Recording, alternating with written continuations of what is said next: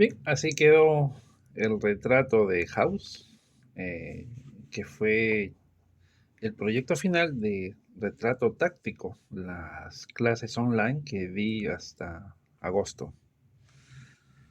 Muy interesante me pareció hacer esos gestos que tiene este personaje, ¿no? Un gran actor. Hola, ¿cómo están? Soy Gustavo González, en el taller Arte Figura acá en Lima.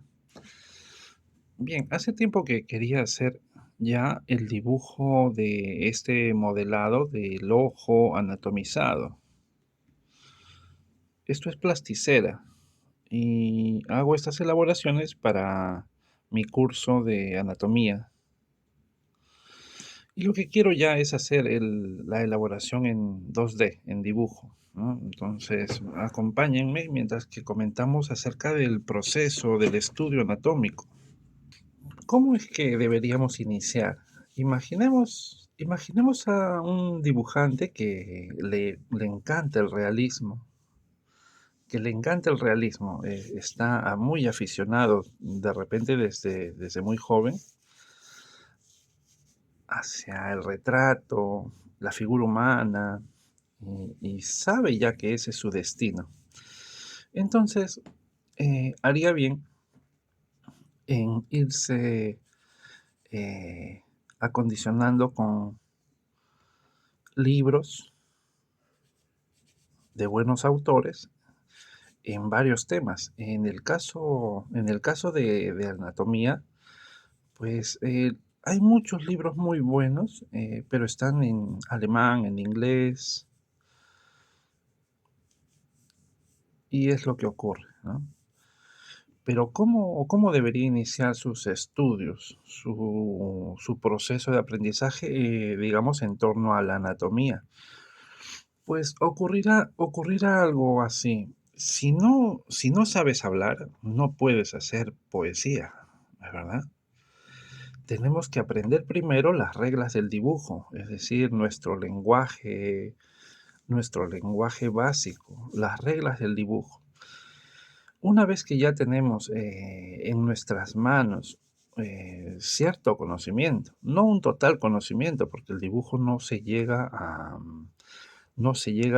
aprender en toda una vida, ¿no? Tus estudios anatómicos cada vez van a ser mejor resueltos. Esto porque ya comprendes cómo expresar lo que estás viendo.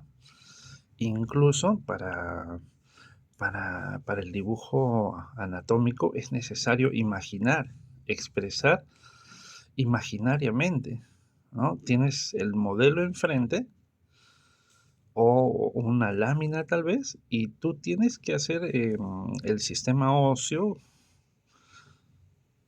para después colocar ya poco a poco los elementos que están hacia la superficie con más consistencia. Ocurre así. Bien, entonces el dibujo, tener en tus manos la expresión del dibujo bastante avanzada o bien planteada, ¿no? Que tú puedas hacer las líneas en proporción, que tú puedas hacer el entendimiento estructural de una manera consistente. De manera que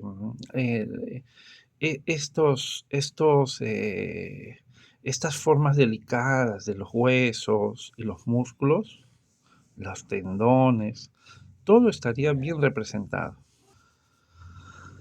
Luego, poco a poco, nos iremos dando cuenta de estas necesidades expresivas. Necesitamos entonces estudios acerca de los clásicos, cómo hacían ellos, ¿no?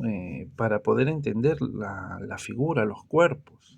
¿Bien? Más bien cuando Leonardo comienza a abrir cuerpos, lo veían como que estaba haciendo algo pecaminoso, ¿no? ¿Qué tenía que hacer con los cuerpos él? Entonces, por eso es que se volvió muy hermético en sus estudios, ¿no? Y él mismo cuenta, ¿no? Cuál es su proceso, ¿no? Se necesita primero ser buen dibujante, entender lo que estás viendo, luego tener una visión mecánica para entender para qué sirven los tendones, los músculos, incluso las arterias, ¿no? Bien, acá tengo el globo ocular. Acá estaría posicionado el globo ocular, pero está dentro de la cuenca. A ver, voy a remarcar un poco más las líneas de la cuenca. Se le llama cuenca u órbita, ¿no es cierto? Del esqueleto. Entonces estaría por acá. Aquí un pequeño foramen, un orificio pequeñito, y bajaría acá. Entonces, esta parte es más suave. Aquí estaría esta división que va haciendo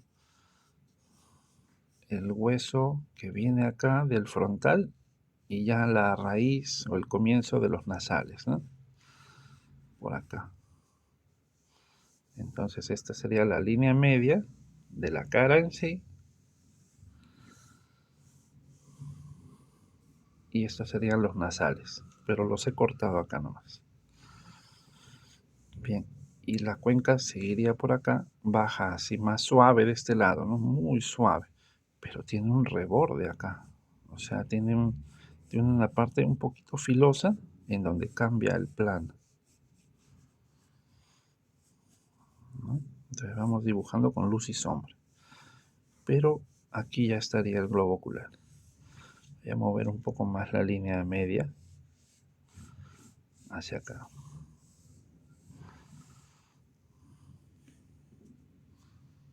Acompáñenme así un rato en todo este proceso. Y bueno, entonces, en los estudios vamos a cometer un montón de errores.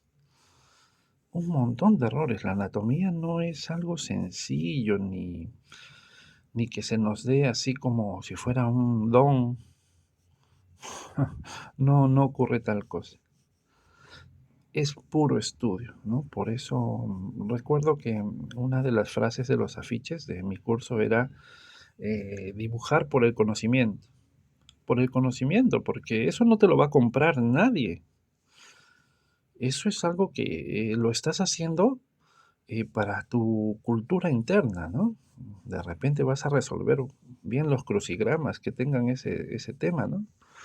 No lo sé, pero cuando llegue el momento de plantear, por ejemplo, esto, ¿no? En la ubicación exacta del globo ocular para hacer la mirada, tú vas a tener este poder increíble de poder imaginar la cuenca, los párpados, incluso ver un poco los músculos, que realmente no están ahí presentes, pero tú los puedes imaginar bien.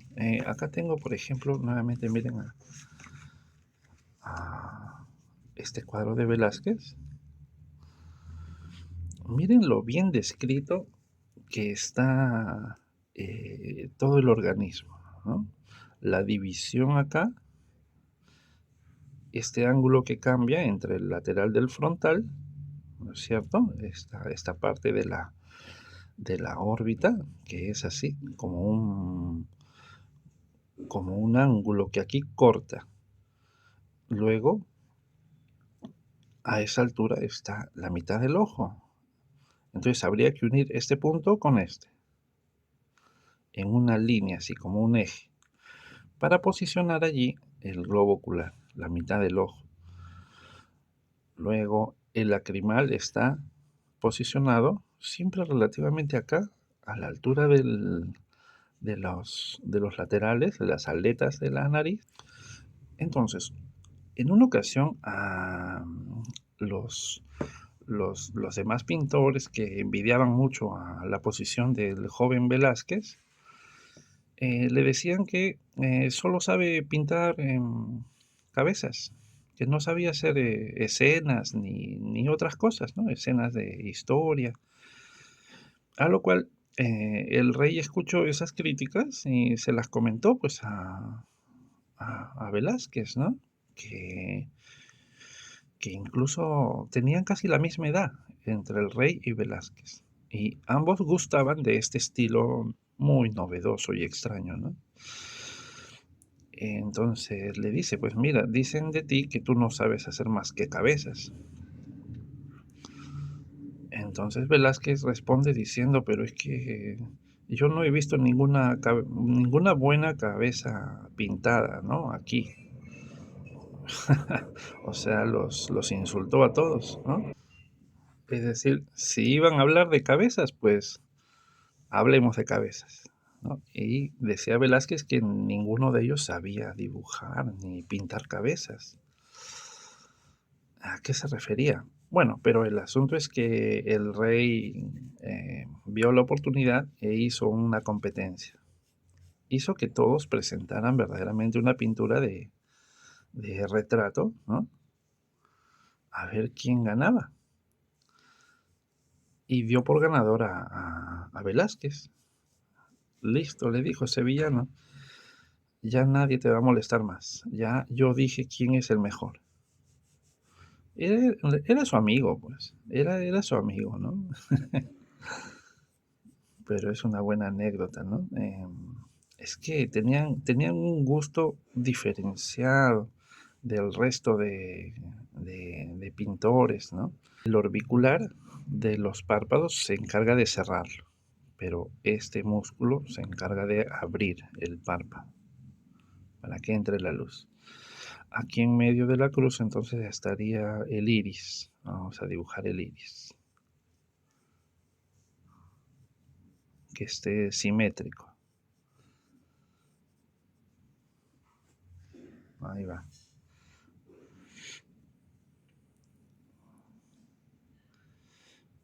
Bien, entonces, en nuestros estudios anatómicos, entonces tenemos que basarnos en el conocimiento mismo del lenguaje del dibujo. Pero detalladamente, ¿a qué me refiero? Que tú puedas ver las formas a través de tu lápiz, las líneas, que puedas interpretarlas.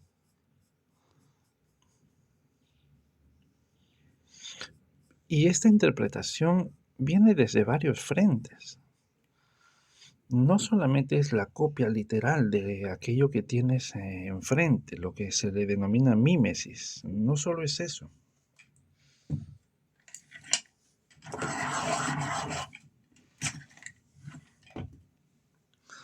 Se trata de una comprensión de la forma tridimensional.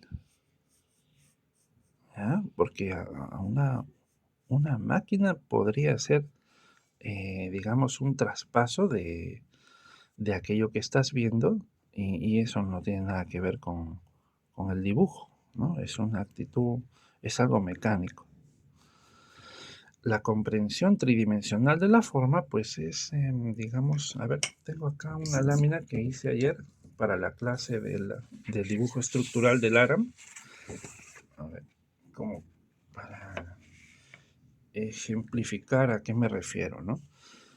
Podemos tener el modelo, ¿no? Un modelo en movimiento, pero si nosotros logramos graficar aquello que estamos imaginando, imagino que la forma de la cabeza está dispuesta en términos duros, como un prisma. Entonces ese prisma para mí es muy sencillo colocarlo en el espacio y observar su perspectiva. Lo mismo con el cuello, el tórax, la cintura, ¿no? En formas muy elementales, en formas muy elementales, como en la escuela constructivista de los rusos. Aquí no interviene la copia, es una experimentación constante sobre el papel. Estamos graficando aquello percibimos, que percibimos como estructuras más simplificadas y luego ya le damos más sentimiento, ¿no? Más elaboración con respecto a la composición, que también es importante en esta escuela, ¿no? Bien, entonces no se trata solamente de copiar aquello que tenemos enfrente, sino de pensarlo con el lápiz. La parte más oscura, esta de acá, es la pupila. es de verdad un hueco, una abertura por donde va a pasar verdaderamente la luz, pero no está expuesta, ¿no? Por delante está la córnea, que viene a ser como una especie de cristal que está por encima, así de esta manera.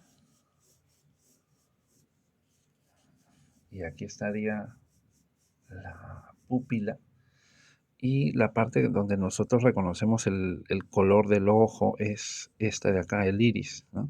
Que viene a ser como una membrana que tiene como un dibujo muy hermoso, como un tejido así, ¿no? Pero es una membrana flexible, se estira y se encoge cerrando la pupila.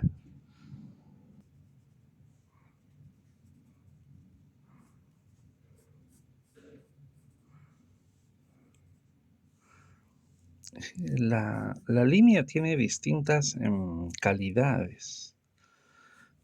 La línea podría ser acuchillada, así muy definida, o puede ser suave, ¿no? Creo que hasta le ponen nombres, ¿no? A la manera que hacía Kandinsky con las líneas y los colores, que si es cálida, no sé, dulce. Podría ser, ¿no? Hablando solamente de la línea. Entonces, la diferenciación de las líneas hace que tu expresión de las formas sea más activa, más creíble, más definida para cada caso, ¿no? Por ejemplo, lo que está retirado ahí atrás, en la sombra, podría ser así, un poco más esfumado. Y tiene que ser oscuro para que, ¿no? Bien oscura esta línea, algo esfumada, no nítida. En cambio, cuando los elementos vienen al frente, así de esta forma, cuando los elementos vienen al frente, sí deberían ser más nítidos, ¿no? Acá el reborde, la línea del párpado, ¿no? El pequeño pliegue que hace. Hay como unas plaquetas ahí dentro de los párpados hay unas plaquetas. Es decir, pequeñas partes que mantienen la forma, ¿no? Pero son como algo así como los cartílagos de la nariz. Son como imperceptibles, ¿no? Hay estructuras anatómicas que son verdaderamente tan delicadas que, que para los libros de anatomía artística no se habla en absoluto, ¿no? Porque no es algo que le interese, según ellos, al artista. Lo cual me da un poco de tristeza porque nos perdemos de mucho conocimiento, ¿no?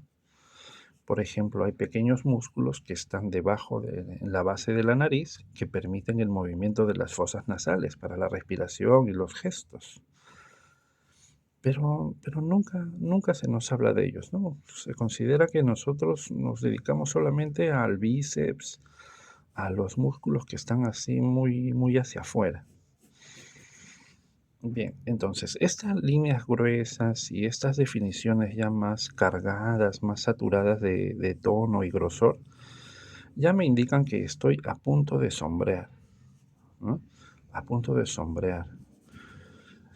Marco la dirección de la luz y ya puedo proceder, ¿no? Ahora, ¿qué estilo de sombra debería ser? Vamos a probar uno así sostenidamente diagonal para iniciar.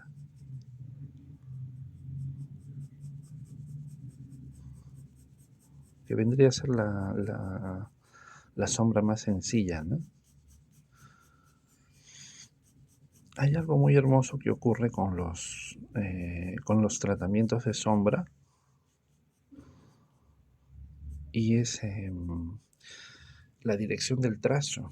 La dirección del trazo. Siempre en los dibujos de los maestros existe como un tipo de trazo dominante. No sé si se han dado cuenta de algo así. Es decir, si el dibujante decide que el dominante es la diagonal, excelente, hay unidad.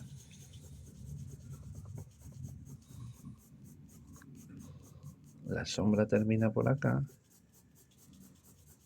y cubre toda esta parte.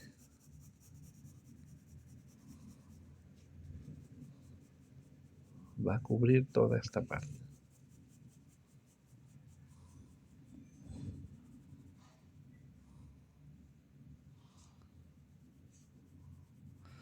Y claro, si existe una dominante, es decir, un trazo, una dirección, un tipo, una calidad de trazo dominante, existe una subordinada y una de contraste, ¿no? Es como para agarrar un libro y estudiarlo. Háganme acordar para comentarlo y hacer un análisis, ¿no? Porque es algo que yo quiero también aprender un poco más a fondo. ¿Y por qué digo aprender? Porque cuando tú tratas de explicar algo, aprendes verdaderamente, ¿no? Ya les digo, el dibujo es algo que nunca se deja de aprender. Es decir, hay un montón de cosas que no son tan aparentes. Así como la anatomía, ¿no? Tiene sectores que son como misteriosos para nosotros, ¿no? Bien, entonces lo que estoy dibujando acá vendría a ser el hueso del malar. Ya esto vendría a ser el malar, ¿no? La mejilla alta, pero estoy representando el hueso, que acá es así como un poco duro, ¿no? No es una bolita, es un poco duro. Los huesos tienen una apariencia dura, como más prismática, ¿no? Así, por cortes, pero la capa muscular, ¿no? La capa muscular y la capa adiposa, la grasa, va haciendo que las formas se vean encantadoras, hermosas, ¿no? Más amables, más redonditas.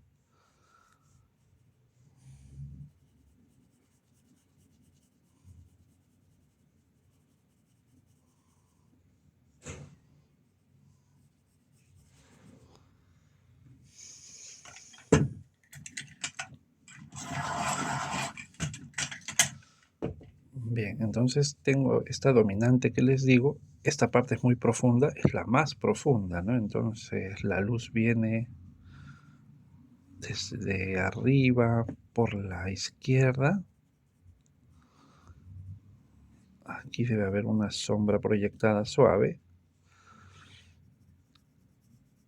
Este es el párpado donde ya termina la conjuntiva, es decir, esta piel rosada en este lado.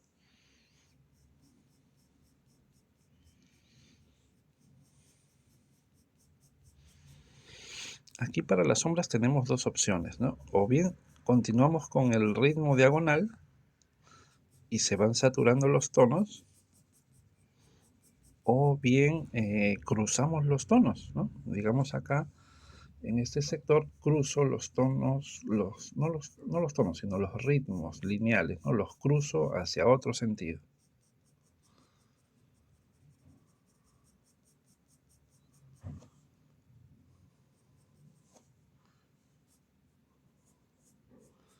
Acá en este sector hay como unos tendones,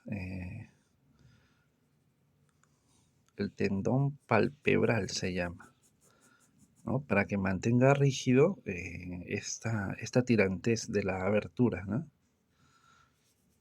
Siempre tienes que pensar la anatomía como una máquina, ¿no? Como un organismo que necesita un movimiento lógico y mecánico.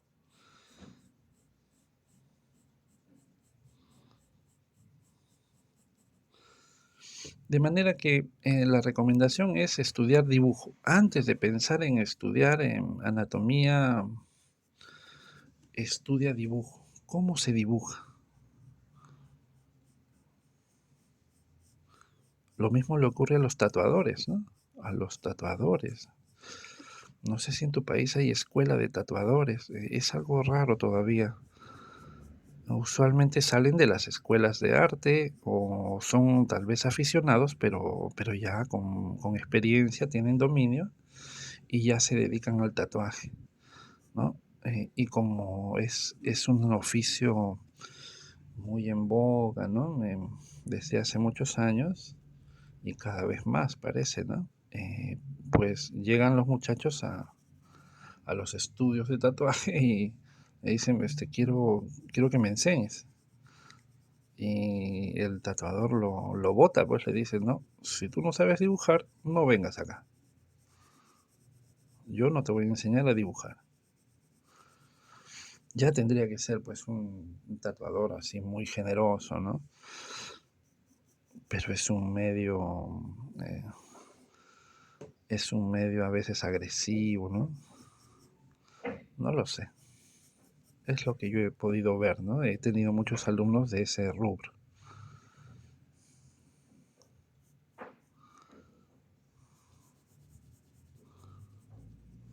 Ya. Entonces, en estas partes así, más oscuras y profundas, insisto con la valoración.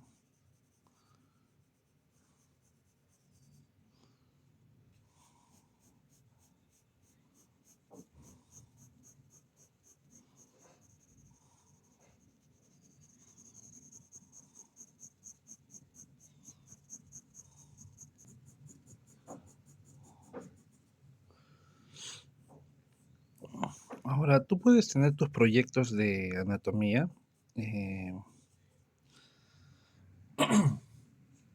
desde, desde muchacho, ¿no? Desde joven puedes pensar cómo es que se debe estudiar la anatomía, hacer un plan de estudio. Primero tienes que pensar en la división, cómo va a ser la división que vas a plantearte. Ya hay maestros que la disponen, ¿no? En qué partes se debería estudiar. Si primero estudiar el esqueleto o estudiarlo todo a la vez.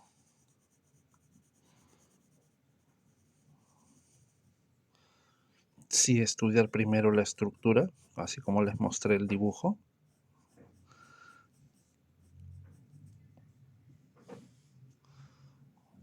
u otro aspecto, ¿no?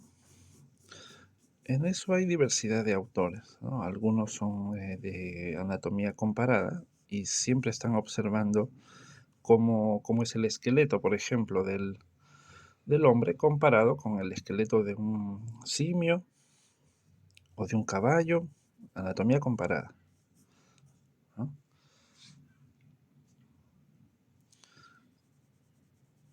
Pero tenemos que concentrarnos en cuál es nuestro objetivo, ¿no? Si nosotros estamos queriendo hacer un estudio de anatomía para producir obras de arte, entonces estamos necesitados sobre todo de entender el esqueleto en primer lugar, hacer muchos análisis, bosquejos, esquemas acerca del esqueleto. Primero el esqueleto, entonces. Sobre el entendimiento del esqueleto, ya podemos ir colocando los músculos. Ahí ya se nos da mucho más fácil el entendimiento de la estructura, ¿no? El andamiaje sobre el cual vamos a colocar ya una- un, un tejido blando que se destina para el movimiento, ¿no? Los músculos, uno por uno, entonces vamos estudiando los músculos por capas.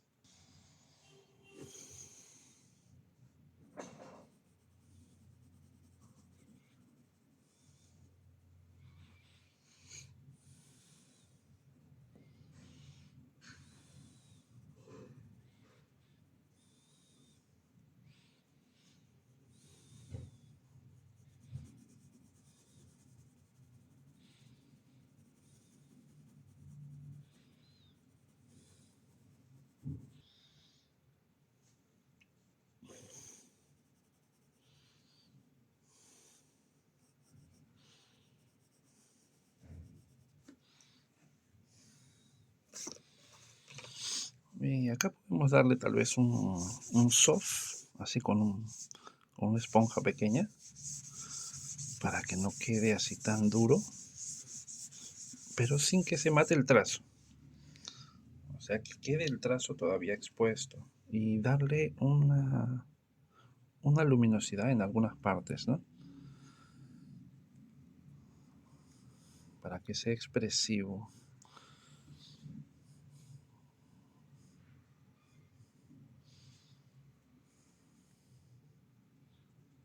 ¿No? En algunos planos mucho más luz.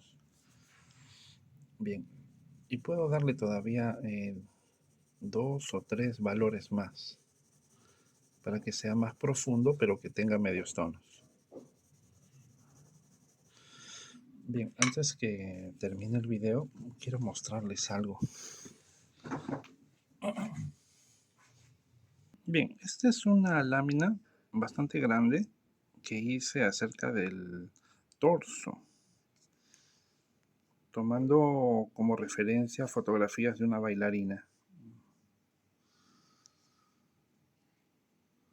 Diría que es bueno basarse en un modelo real, el cual vamos a ir anatomizando. O sea, nos vamos adentrando progresivamente en aspectos estructurales, eh, los huesos y los músculos, atendiendo a los tendones. Pero esto es una lámina mía, es decir, responde a una curiosidad personal, pero ya la fabrico de una manera en que también pudiera llegar a ser didáctica, ¿no?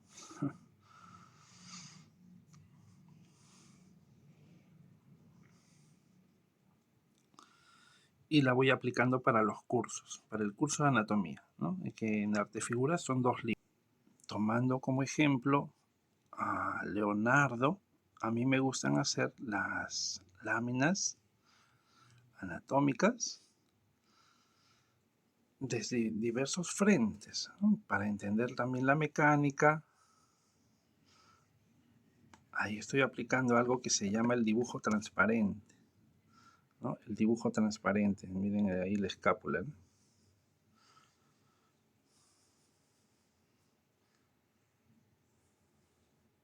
Muy bien. Ya seguimos hablando de este tema. También quería comentarles acerca de las figuras en 3D, ¿no? Los modelados que se van haciendo para el curso de anatomía. Bien, ya me despido entonces. Un saludo, un abrazo a todos.